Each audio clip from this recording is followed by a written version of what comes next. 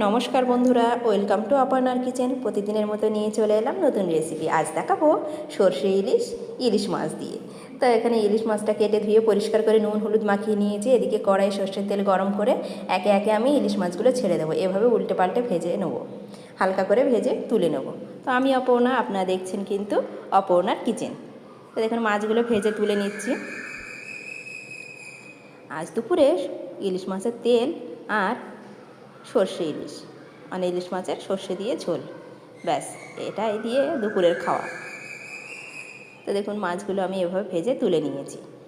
এবার একটু তেল, ওই ভাজা ইলিশ মাছের তেল আর দুটো কাঁচা লঙ্কা ভেজে তুলে নিয়েছি। ওর মধ্যে দিয়ে দিলাম আমি দুটো কাঁচা লঙ্কা আর কালো জিরে ফোড়ন আর সর্ষে বাটাটার মধ্যে একটা কাঁচা লঙ্কা বাটা ছিল। ওর মধ্যে দিয়ে দেবো নুন আর সামান্য একটু হলুদ দিয়ে একটু জল দিয়ে ফুটিয়ে নিয়ে মাছগুলো দিয়ে দেবো।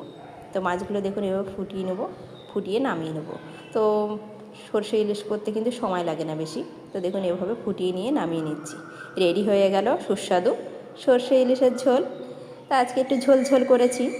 তো প্রথমে মাছের তেলটা দিয়ে ভাত খেয়ে নেব।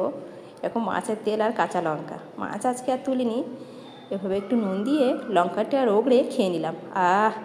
দারুণ লেগেছে কিন্তু খেতে,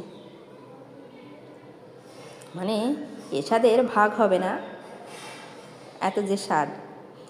সত্যি ইলিশ মাছটা খুবই সুন্দর ছিল। তো আমি খাই, আজকের মতন এটুকুনি। টাটা, দেখা হবে নেক্সট ভিডিওতে।